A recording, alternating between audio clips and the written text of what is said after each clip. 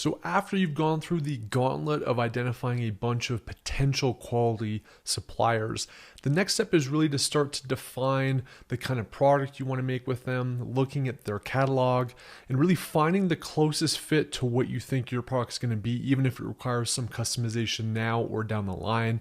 And you're going to want to work on samples. Typically, I only like to order samples from folks that I really liked in the communication phase of identifying a supplier. So they answered all the questions, they were effective with communication. Also, if their ballpark pricing and capabilities seem to be a fit, then it makes sense to make the investment to get into samples.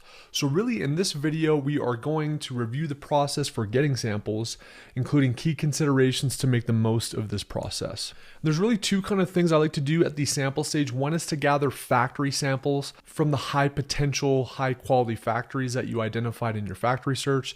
And then the second is going to be to gather competitor samples.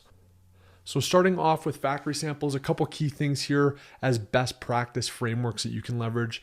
First of all, the goal is really just to validate the existing product that most closely aligns with your concept and what it's all about. Test the quality, test the features, how does it look and feel, all those things, right? It doesn't necessarily need to be the final version of your product at this stage. In fact, oftentimes this first sample is literally just something that they've got kind of in their sample set. It's not custom at all, but it gives you a really good barometer, a directional barometer of what you can expect as you take that kind of raw concept and sculpt it into what it is that you want to develop for your offer. So evaluating the materials, quality, sizing, packaging, shipping, all those things matter. A key point on packaging. I always am very, very explicit at the sampling stage that I don't want it just like wrapped in a plastic bag and taped into a box. I want to see the exact packaging materials, dimensions, shape, how they protect it, everything as it's going to be or close as it's going to be after production. So that's a big thing. You don't want to spend all this money on international air freight only to get a product that doesn't truly reflect end-to-end the potential product that you're going to get in terms of packaging. And then sometimes you may want to test customization options. So if you want to kind of have them test a logo on your product or a logo on the packaging or a new color run, sometimes you can do some of those customizations during this stage as well. But oftentimes it's typically a follow-up round of sampling where you're really going to be looking at your production ready samples and some of those customizations that you implement. And really what you're going to be assessing here, honestly, again, kind of wear the no bullshit hat when you're kind of doing this assessment, but do a SWOT analysis. What are the strengths of the products? What are the weaknesses of the products? Where do you think the opportunities for improvements are? And what do you think are the threats that could potentially lead to either dissatisfaction, bad reviews, and or the potential to really not have the value in your offer that you're looking for? So be looking for those blind spots as well. In terms of competitor samples, it's a pretty similar exercise, honestly, except you're typically just going to be ordering from Amazon. A big thing here is really just to evaluate the overall quality and kind of the general kind of packaging and everything, how they put it together. You can also look at their size here too and see if there's some size optimization opportunities from a packaging standpoint to get you to a lower pricing tier. So that is one thing that's helpful. And then the big thing here is really just to spot those gaps and weaknesses within a competitor's product. Reference their 1-star, 2-star reviews explicitly and see if you can kind of experience that yourself as a potential customer as you're reviewing this, and make sure that you try to cover those blind spots when you're developing your own product. And then really just answer this question: where can they be beaten? Where can you have a substantial advantage in creating a valuable offer with your product versus what you have in your hand from a competitor?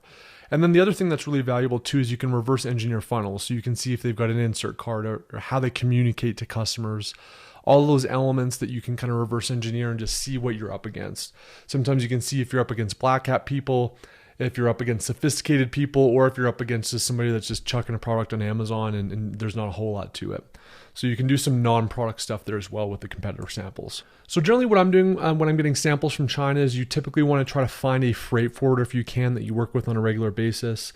I leverage Forwarder One. We're going to leave the link to them at various points throughout this course, but they've got some China-based warehousing. So the cool thing about that is if you're working with, say, 4 or 5 factories to get samples in and around the same timeline, you can have them ship it all to Forwarder One in China. They can consolidate it into one box, and that can substantially reduce your pricing.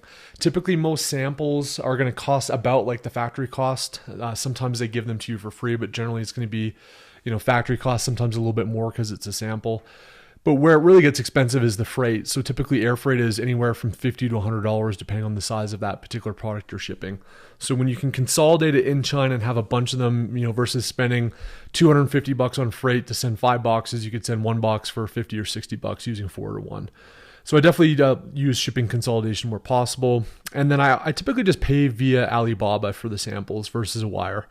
Again, wire costs, I don't think it's like $35 to send a wire. So it's just a lot simpler to pay via the Alibaba link and have them send over that before you pay for the sample.